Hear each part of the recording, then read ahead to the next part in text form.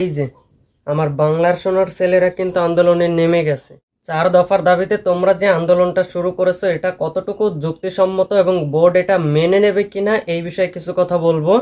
তো প্রথমত বলি, তোমরা যে 4 দফার দাবিতে আন্দোলনে নেমেছো সেখানে তোমাদের যে স্টুডেন্ট সংখ্যা সেটা একদমই কম।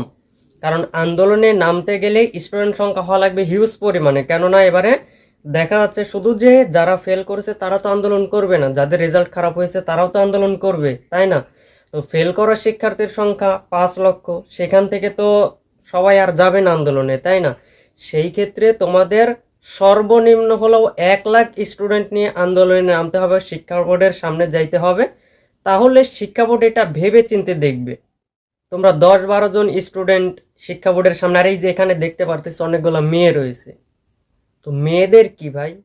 মানে তোমরা মেয়েদের যে গত ভিডিওতে এত গাইলাম, এতে কি লজ্জা হয় নাই? এতে কিছুই বলার নাই, যার যেটা ভালো সে সেটা করুক। বাট এই আন্দোলন বা জনসমাগমের মাধ্যমেই কিন্তু এই যে মেয়েরা বিভিন্নভাবে নির্যাতিত হয়। সেই ক্ষেত্রে কাদেরকে দায়ী করে একজন, এই প্রসঙ্গে আর না যাই। তো দেখতে পারতেছি তোমরা যে 4 দফার আন্দোলনে প্রথমত আন্দোলনটা তোমরা তুলছিলা যে সিকিউ এমসিকিউ মিলে পাশ দেওয়া হোক। সিকিউ এমসিকিউ মিলে এই আন্দোলনটা কখনোই মেনে নেবে না। সিকিউ এমসিকিউ মিলে যদি পাশ দেওয়া হয় তাহলে দেখা যাচ্ছে এখানে মানে ফেলই থাকবে না, প্রত্যেকটা স্টুডেন্টই পাস করবে। এবং সেই ক্ষেত্রে শিক্ষা ব্যবস্থার এখন যে করুণ অবস্থা, সেই শিক্ষা ব্যবস্থা একদমই ধ্বংস হয়ে যাবে যদি সিকিউ এমসিকিউ মিলে পাশ দেওয়া হয়। সেই ক্ষেত্রে কিন্তু তোমাদের গত আন্দোলনে মানে আগের যে আন্দোলনটা তোমরা শুরু করছিলা সেই আন্দোলনটা কিন্তু মেনে নেয়নি। এবারের যে 4 দফা মানে আজকের যে 4 দফার দাবিতে আন্দোলনে নেমেছো এবং তোমরা কয়েকজন দেখতে পারলাম, এখন আমাদের কাছেও খবর চলে আসছে তোমরা যে ঢাকা শিক্ষা বোর্ডের সামনে আন্দোলনটা করতেছো। এই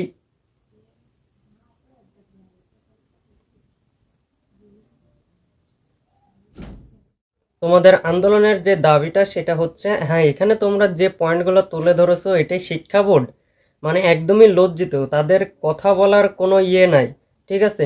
কেননা তোমরা বলতেছো যে আমি এক বিষয়ে পরীক্ষা দিয়েছি, সেই ক্ষেত্রে কেন 2 বিষয় 3 বিষয়ে ফেল চলে আসলো, এবং তোমরা চাচ্ছ যে সাপ্লিমেন্ট পরীক্ষাটা দেওয়া হোক। দেখো সাপ্লিমেন্ট নিয়ে কিন্তু আমরা প্রত্যেকেই ভিডিও তৈরি করেছিলাম, ঠিক আছে? শোভন স্টাডি থেকে শুরু করে সকল ইউটিউবাররা কিন্তু এই সাপ্লিমেন্ট নিয়ে আগেও ভিডিও তৈরি করেছে, বাট শিক্ষা বোর্ড কিন্তু এটাকে গুরুত্ব দেয়নি।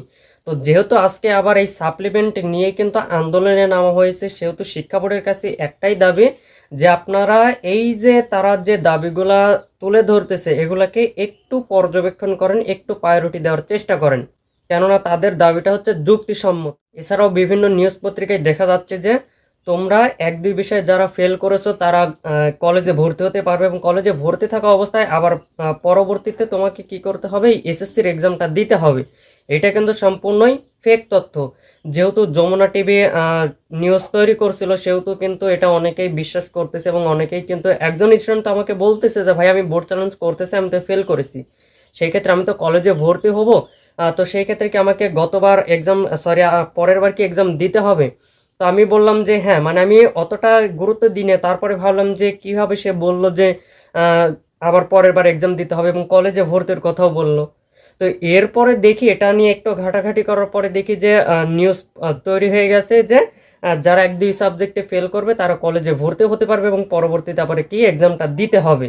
তো এটা কিন্তু সম্পূর্ণ ফেক নিউজ, কেননা শিক্ষা বোর্ড থেকে এখন পর্যন্ত কোনো নোটিশ কিন্তু প্রকাশিত হয়নি যে যারা মূলত 1-2 সাবজেক্টে ফেল করবে তারা কিন্তু আবার ভর্তি হতে পারে, মানে কলেজে ভর্তি হয়ে আবার এক্সামটা দিতে হবে, এমন কিন্তু কোনো নোটিশ প্রকাশ পায়নি।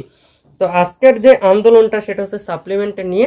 তো সাপ্লিমেন্টে নিয়ে তোমরা কারা কারা মূলত সাপ্লিমেন্টটা, যেহেতু আবার আন্দোলন শুরু হয়ে গেছে সমস্যা নেই, আমরাও তোমাদের পাশে থাকবো। তো কারা কারা মূলত সাপ্লিমেন্টে এক্সাম চাও তারা অবশ্যই তোমাদের এই দাবিটা মেনে না নিলেও পরবর্তীতে যেন এইটা চালু করা হয়। কারা কারা এই সাপ্লিমেন্ট এক্সামটা চাও তারা অবশ্যই কমেন্ট বক্সে জানিয়ে যাবে, কেননা তোমরা যত উৎসাহ দিবে তত কিন্তু তোমাদের এই সাপ্লিমেন্ট পরীক্ষা পাওয়ার কিন্তু উৎসাহটা বেড়ে যাবে, ঠিক আছে?